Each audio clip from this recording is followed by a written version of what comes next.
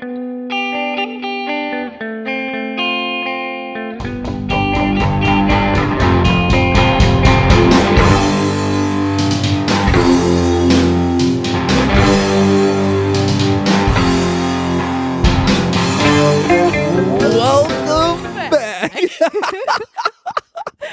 right, we're back. We are back. In a different location. Yes. We just like to switch it up on you guys every once in a while. Can't be too predictable for too long, you know? I almost wore my gray cargo pants.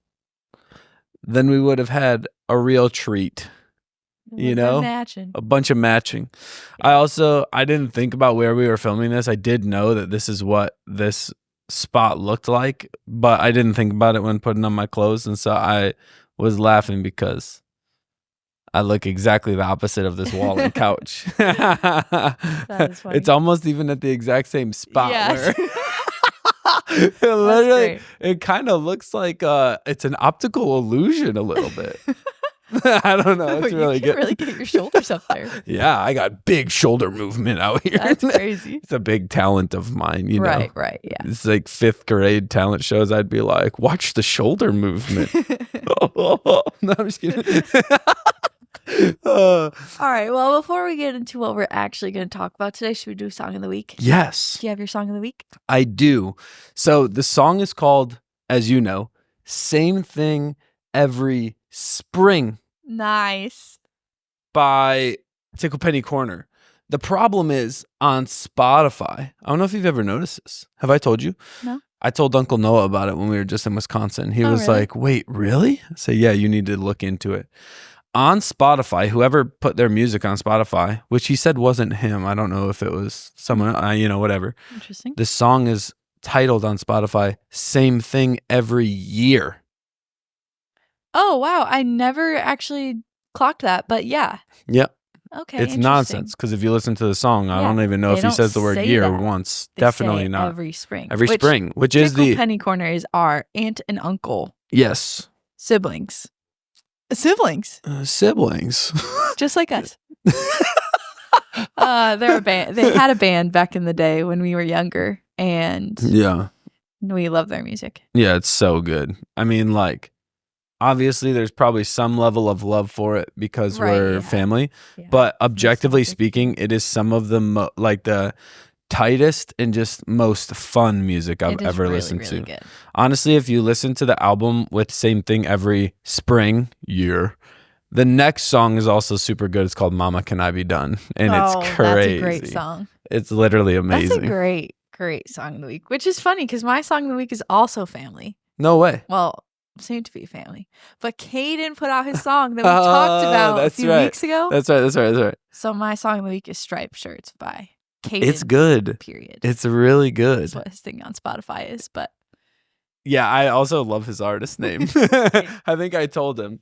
I was like, I like the period. The first name period is real good. He's like, thanks. Yeah, so his song's out there and it's very, very good. So that's my song of the week. Let's go. Big move for family. Let's go. And then also, I mean, like, shameless plug, but last night our mom texted our family chat and she said that one of her songs that she's done one of her songs on her EP. Yeah, with Fab M. So her name's Heidi Rickard. But yeah, one of her songs, Passenger du. I thought that's what the playlist was called. No, that's the name of the song. Are you sure? Yeah. Passenger du Voit de Nuit. Oh, yeah. What is it called? Passenger du Vol du... No, Nuit. Yeah, because she misspelled it. It autocorrected to unit.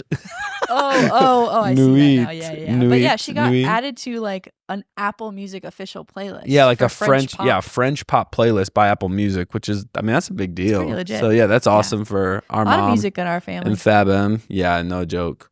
Yeah. There's more. Our cousin was on American Idol for a minute. She's super talented, great singer. Yeah, it runs in the family, eh? Yeah. And then here we are just talking away on a podcast. Doing our part. trying to do our part for our voices without singing. You know what I'm saying? Right. Because oh wait, you make music. I forgot you got a song on Spotify. Oh shoot. We gotta find that. We want to talk about Bruno. All right. So yeah. You haven't seen that movie? Yes. Oh. What? I don't know. We've just never talked about it. So yeah, I mean that's fair. Mostly because it's like we've kind of moved past the point where we talk about kids' movies. That's true. You know what I'm saying? Kids' movies we watched. Yeah. I think until you have kids, probably, yeah. Then we probably will talk about kids' movies a lot more. Yeah. But give it a few years. Yeah, for sure. But if it's one we grew up with, it's like normal. Yeah. If it's not one we grew up with, it's probably once you have kids. Yeah, that's true. Yeah. Anyways. So today we thought about or considered talking about how do we word this? Do you remember? Do you know? I think I would say it like things that are worth your time or your life or like going after. Yeah, maybe? That's good. Yeah. Like what do we consider worth our time? Yeah. And I think mostly we mean in a spiritual sense, probably. Or at least like driven by a spiritual conversation. Yeah. But also I think it's a good thing to talk about even the practicals of it, because a lot of people are like nearing that time of the year where they're graduating or they're like school's ending and you're like, what do I do? And blah, blah, blah. And it's kind of like, yeah, what do I spend my time on? Or like, what do I want my life to be like comprised of, basically? Yeah. And I feel like we have some good insight, maybe. Yeah.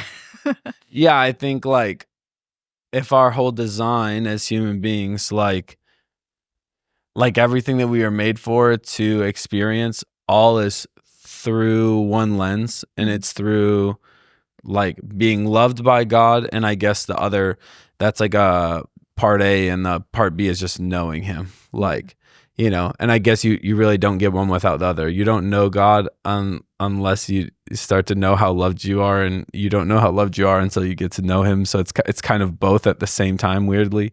Yeah. It is kind of the same thing. He is love. Right. So getting to know him is getting to know love. But yeah, I think everything kind of stems from that, or comes through that lens. So yeah, I think even as we just throw things out there, like it's through the lens of like, you're so loved, you just can't change his mind about you. You know, like no matter what you've done or how stupid you've been or whatever, or how perfect you think you've been or whatever, like he just loves you so much. So it's all through that lens. Right. Yeah. Yeah. What do you think are some things that like when you were ending high school and into your like early 20s, what made you go like, okay, yeah, I want to be married and then like have a family and that be probably the main part of my life?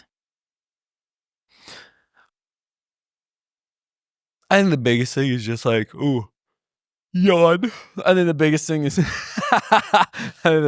just probably as far as like getting married, and then we started having kids, and Maisie was born when I was 2019. 23. 2020. Or wait, no, yeah, 2019. 2019. So I was 23, almost 24. No, that's not right. Yeah. I was 24, almost 25. You got married and you were 22. Yeah, but I think so I was 24, almost 25. And I got married when I was 22, almost 23. So yeah, I think with that happening, so that all kind of came about. Maybe Kiana and I started dating like a year and a half after I graduated high school, maybe 2 years after or so. It's like 3 years. No, we started dating when I was... It's 2015. Graduated in 2012. Okay, 3 years. Yeah, wait, you're right. Yeah. It is 3 years. Sorry. sorry. Yeah, I guess. So for those 3 years, what I was really focused on with my time, although I don't know if I could have like pinpointed this at the time or said it, but really what I was focused on was Jesus-centered community. Yeah. And then just like serving at church and just being involved and doing the things that I know God put on my heart. Right. So yeah, I oddly enough, like I didn't get out of high school and immediately think I gotta go get a college degree because I'll never make money. I don't know if I've talked about this on the podcast or not, but I was pretty college averse on purpose, like coming out of high school, like almost with a chip on my shoulder on purpose. Like people told me, friends, best friends, people that you would think like they're going to tell you things that are supportive and they have your back and whatnot. And they'd tell me things like, you're never going to be successful. I had one friend verbatim tell me this to my face. And to this day, I remember this moment like it was yesterday. But he said, you will never be successful unless you get a college degree. And I just thought it was so ridiculous for him to say that. And I know he's a good person. He's got a great heart. It's just like the information that people are taught themselves. Yeah, and I think like even just like your average person doesn't even believe that. Like it was just a moment of like him just saying something stupid or silly, or maybe him being a little prideful about his choices being the right choice, whatever, right? And so I didn't go to college. So for me, like it really was like, okay, I'm just gonna do what God puts on my heart. And I don't know if I would have been able to word it this way back then, but I really was just like, I'm going to live life and I'll just kind of move as the Lord moves me. Like, and I think what's crazy is, we're talking about like what's worthy of my life and what's worthy of my time, what's worthy of going after. I do think that there is that sense of like, God is so patient. Yeah. And there is so much time. Yeah. And so I think sometimes like people would say you went 3 years of just like working, no college, you weren't dating anyone or whatever. And I'm like, yeah, it didn't matter. Like so much, I learned so much during those almost 3 years. I changed and I grew a lot. I got closer to my friends. I learned what it was like to do community with people that love Jesus at like a high level and have that be like super consistent and a focal point of my life. I learned a lot of things that are like present every day in my life now as a married man with kids, with a job, but that's like more than a job. It's a career. It's something I'm invested in. I'll be involved in for the rest of my life and yada, yada. Like all that has come into play. Yeah. And it's all just been like, all right, Lord, like, what do you put on my heart right now? Does it make money? No. Okay. Yeah. Oh, well, Right. I think there's that idea that everything you have to do has to have like a byproduct. And you always have to be producing something in everything that you're doing. And I just don't really feel like God has designed us that way. I think naturally that happens when I think he brings it about. Like he brings about the byproducts. Yeah. But like I think when the goal of your life is always to be producing something and always feel like you have to be coming up with something and being successful at something, and then once that's done, you have to do the next one. It's like you're not really living life the way that God's designed. You're just like living to make something. Like, I don't know. I just don't. I think in the last couple of years, the idea of like, I always have to be creating something, or I always have to like have something to like put forward, I've kind of like detached a lot from, because I'm just like, or I could just like be walking every day with the Lord and kind of just see what happens. Yeah. And then I've done that. Not always like perfectly well, but that's probably been more of my like goal. And then I've had like crazy opportunities, or like Kaden and I started dating and now getting engaged and getting married. And like all these different things have come up, moved back to Michigan, all this stuff. You and I get to start this podcast. I get to do so much stuff with family and friends here. Like all these things have gotten different jobs and stuff like that. And like those things all have created some sort of product or thing in my life. But it's real. Not because I was like trying to make them happen. It's because I was like, I really don't care kind of like what my life is creating on the like day to day. I would rather just like live to be loved, like we talk about, and then kind of just see what happens from there. Yeah. I think maybe the Lord just now kind of gave me some verbiage or like some words to put this to.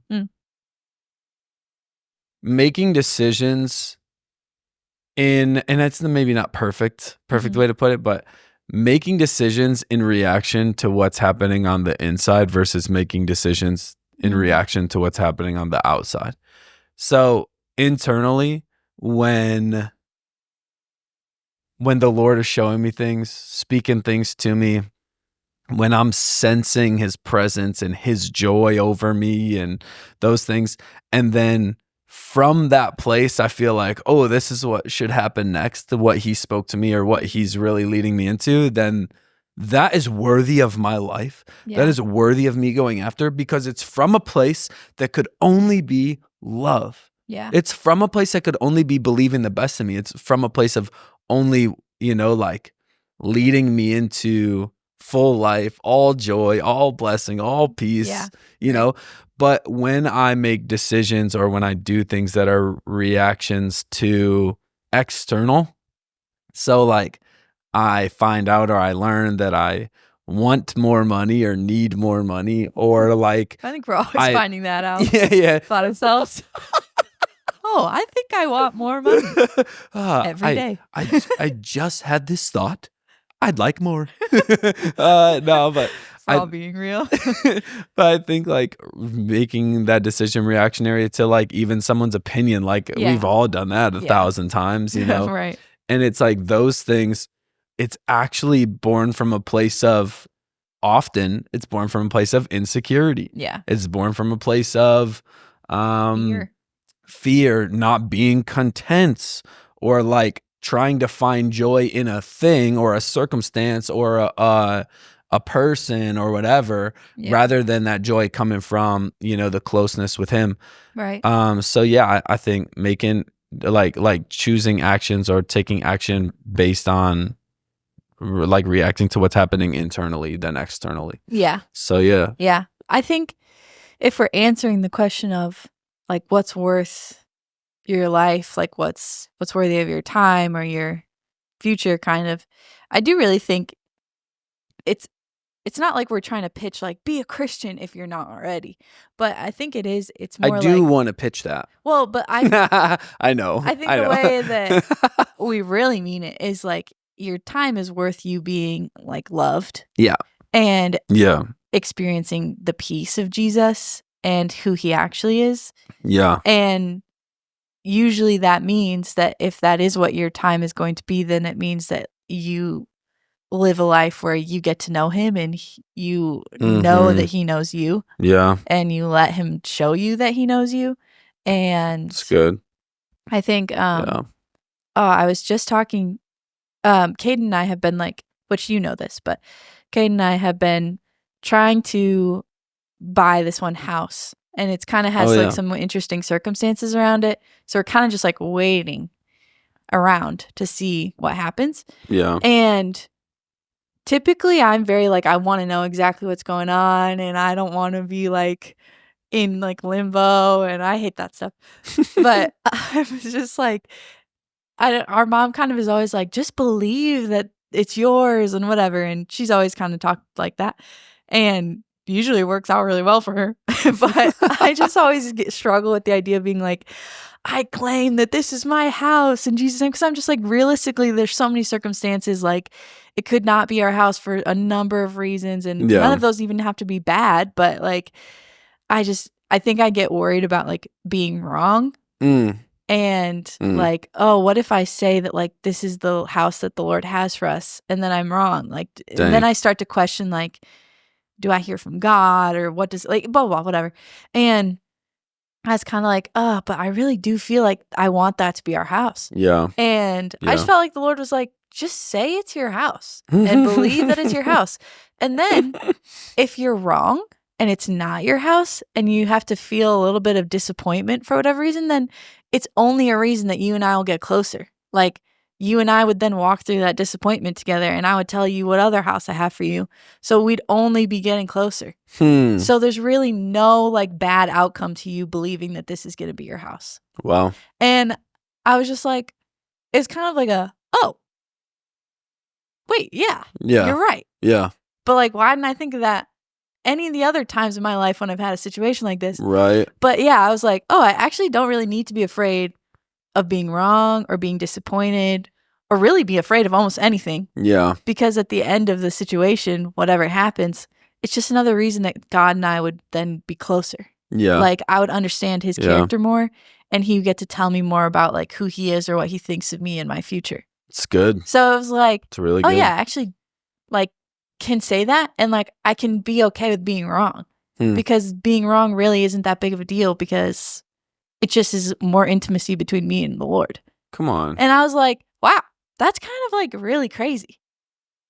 And that like my whole life can just kind of be on that basis. Like pretty much any situation, I don't really need to be afraid. Like, oh, what if I lose my job? Okay, well, the Lord already knows if I'm going to lose my job or not. So yeah. He already has something lined up. He's going to help me figure it out. Like, I really don't need to be afraid. And like, when have I ever not actually been provided for? Yeah. I can't actually think of a time when I haven't been provided for. Yeah. So then like, why would I question it now? Yeah. But it's because I'm afraid of lack. But it's like, it's funny because I was just having this realization of like being afraid of the lack, like puts you in a place of lack when the Lord is like, you won't need to be in lack ever. And you definitely don't need to be afraid of it now. Yeah. And I was just like, oh, yeah. Right. You're right. But it's cool because like, I feel like the years I've spent kind of just like letting myself figure out what the Lord has for me. And definitely sometimes I was trying to make things happen and then it just like wouldn't go right. But then even those, it's like led to more intimacy with the Lord where I was like, oh, that was wrong.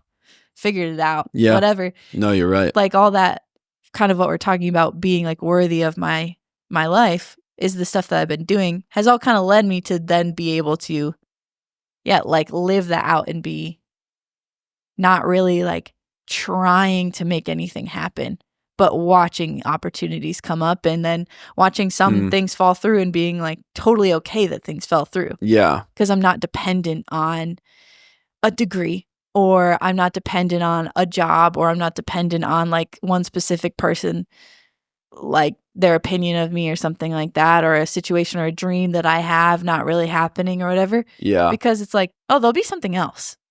And at the end of the day, like, I just get to go talk with the Lord about it and see what he thinks. And then him and I are closer and I feel more peace than ever. Yeah. And it's like, it's again, it's like circling back in a sense of even some of those things where it's like, okay, I'm going to make a decision based on or reacting to what's happened internally of like, that would be God's voice, spirit led, whatever, whoever may be listening, whatever words you want to put to that of like, really allowing God who is living, who is our creator and desires to be our father and like have us lean into that side of the relationship. That's really good. And a lot of times that comes with, or it does come with so much less, if even any, turmoil, like, Yeah. But then to your point, there are times where we make decisions and we do take action that is reacting to the external things, someone's opinion, our own fear, a need that we feel like we got to solve and figure out. Yeah. And God is not then abandoning that, right? And I think that's maybe the part that like really comes through in what you're saying is then God is like, and I love it. We're not trying to convince anyone to be Christian. In a sense, we are, but not because we think that everyone should just flock to the title Christian. Right. I think everyone should be flocking to the lifestyle of being loved, experiencing joy, and not being led by fear or led by insecurity or led by lack or whatever. Yeah. Like dead serious. We just weren't designed to function that way day to day. And that's why when we do function in that day to day, that's where you see things like humans, we as humans can deal with mental health struggle or, like insecurity so intensely to the point where like self-sabotaging or whatever, right? Like that's where some of those things stem from because we're not operating out of a place of joy, right, love, yeah, peace, and so I think that's the whole point is like, maybe some of the things we're saying, we're not trying to convince people to be Christian just so that it's like congratulations, now you got the title. Yeah, right. It's like, could care less about that. Be a Christian or be a Jesus follower because what he has for you is your actual design. Right. It's your design. Yeah. Yeah. I think on a practical note, maybe to end it too, it's like to encourage people, it's not like we've always had the language we have or the ability to say these things with so much confidence. Yeah. And I'm sure in 20 years, I'll say a lot more than I could now with a lot more confidence. Mm-hmm. And I've learned a lot more. But like, we've spent the last however long for both of us since kind of maybe being like little kids, obviously, probably more like since being teenagers to now, figuring this out, making a lot of mistakes, learning a lot, making a lot of decisions, doing a lot of things that like I look back now and I'm like, why did I think that? Or why did I do that? Or whatever. Or like feeling like, oh, I have this issue and I need to fix it and whatever. Or even with like people, relationships, being like, I need like this has to be the person, or like I need this job to work out or whatever. Yeah. And trying to make things happen and then realizing like God is like, yeah, it's okay. Like you did it on your own and it didn't work out, or it did work out. And that's okay. Like I totally understand why you were doing that. And let me just show you like the way that I could help you make it better. Yeah. It's not like this like shame of like, oh, you messed up and like that wasn't what I wanted for you and blah, blah, blah. He's like, yeah, I get why you would do that. Yeah. And like I see why, because I know you better than you know yourself. Yeah. Let me just show you like there's a more simple, loved, peaceful way to do it. Yes. That I can help you with. That's good. And it's not like a like, oh, why are you dealing with that again? Like you should just have my peace. Like, why don't you just have my peace? Why are you dealing with anxiety? He's like, hey, like I see that you're afraid, or I see that you're in anxiety, like let me show you what this looks like, and let me show you that love is greater than this and whatever. But it's taken, I would say, at least for me, it's taken me a while to understand that. And it's not like this was an overnight, like, we get it now thing, or that you should feel bad if you're dealing with stuff or trying to make things happen for yourself. The Lord understands. He just wants to help you and show you how to do it. Yeah, I would say I was probably about 25. Nope, I was older than that. I was probably 26 or 27, and I'm 30 now. 26 or 27 when I fully started to, not even fully, sorry, wrong word. When I first started to understand how I was designed to function, you know, like it's, you know, so. And he's just going to use all the time that you didn't understand it to help you understand it more once you get it. Oh, no, it has happened like crazy. Like I'm remembering the Lord is reminding me of things that happened when I was 19, 21, whatever. And he's showing me like, here's what I thought of that. I wasn't pissed off, angry. I was just like, all right, no worries. We're going to get through this. I'm like, holy frick, this is crazy. Yeah. So, yeah, it's encouraging. Right, yeah. Oh.